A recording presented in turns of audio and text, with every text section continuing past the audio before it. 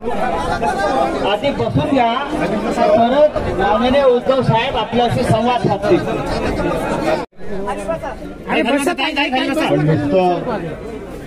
मध्ये राहून चालणार नाही, आपल्याला शिस्तबद्ध काम करायचं.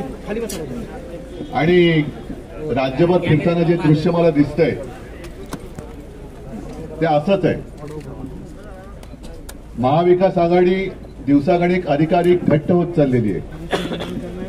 शिवसेना, काँग्रेस, राष्ट्रवादी, वंचित आहे, त्याच्याबरोबर इकडे आता आम आदमी पार्टी आलेली आहे, समाजवादी लोक आपल्यासोबत आहेत.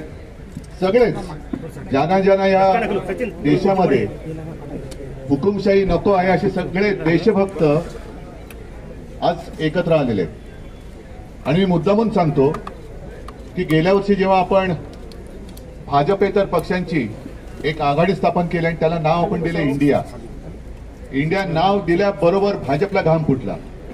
कारण आता होणार कसं, इंडियात जर का इंडियाशी लढणार कसं, इंडिया म्हणजे भारत, हिंदुस्थान. मग मोदीजींनी काय केलं, एकदम मला असं वाटतं की खालच्या थरावर जाऊन त्यांनी टीका केली की इंडिया म्हणजे इंडियन मुजाहिद्दीन.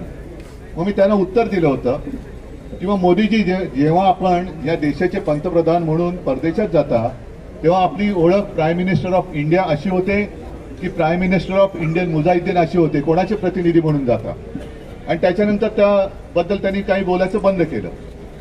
आज एकूणच जर तुम्ही बघाल तर पुन्हा एकदा घोषणांचा पाऊस पाडतायत.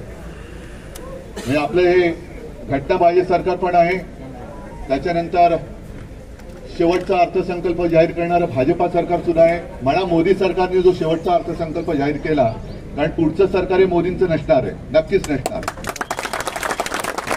आज सुद्धा मी पेपरमध्ये वाचलं की काही गोष्टींचे त्यांनी किमती कमी केलेल्या आहेत. हे निवडणुकीच्या काळामध्ये होणार आणि निवडणूक एकदा का बटन आपण दाबलं की दुसऱ्या दिवशी बघाल सगळ्याच्या किमती वाढल्या. तर आता 5 वर्ष जनतेला गॅसवर ठेवून निवडणुकीच्या काळात गॅसच्या किमती कमी करायच्या, हे थोतांडे यांचं नाटक हे आपल्याला सगळ्यांना कळलेलं आहे. म्हणून मी म्हटलं की नुसतं उत्साहामध्ये काम करून चालणार नाही.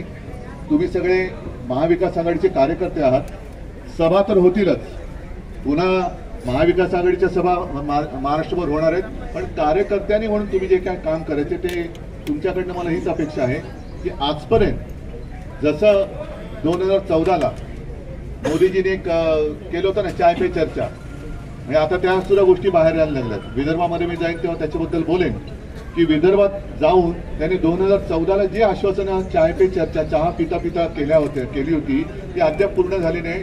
पूर्ण तर सोडा, त्याच्याबद्दल गेल्या 10 वर्षात कोणी लक्ष पण दिलेलं नाही.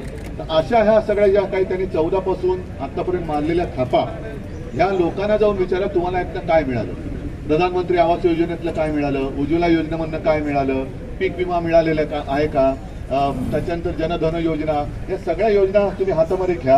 आणि त्या वर्गात आज महिला दिन आहे, महिलांना शुभेच्छा देताना मी काय बोलावं कळत नाही. याचं कारण कोणत्या देशात आपण राहतोय, ती राजवट कशी आहे, महाराष्ट्रामध्ये काय चाललेलं आहे. मग जो मेरा परिवार म्हणून मोदीजींनी मध्ये जाहीर केलं, त्या मेरा परिवारमध्ये मणिपूरच्या महिला येत नाहीत का, त्या तिकडे आंदोलनाला बसलेल्या आपल्या महिला कुस्तीपटू त्या येत नाहीत का. अशा सगळ्या महिलांची हालत बघितल्यानंतर काय कोणत्या तोंडाने महिलांना शुभेच्छा तरी काय देऊ.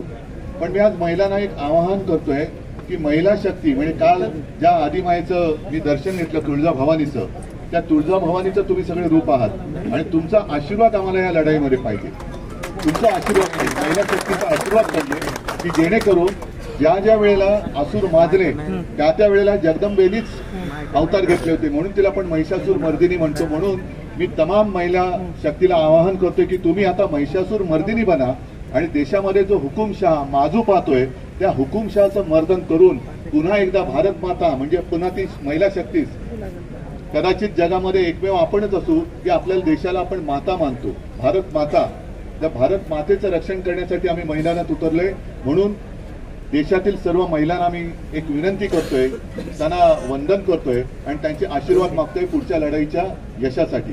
तर तुम्ही सगळेजण आज सोबत आलेला तुम्हाला सगळ्यांना धन्यवाद देतो. आणि लक्षात घ्या की लढाई मोठी आहे, कुठेही फसू नका, कुठेही अडकू नका आणि विजयाचा गुलाल उधळल्याशिवाय स्वस्थ बसू नका. शुभेच्छा देतो. जय हिंद, जय महाराष्ट्र.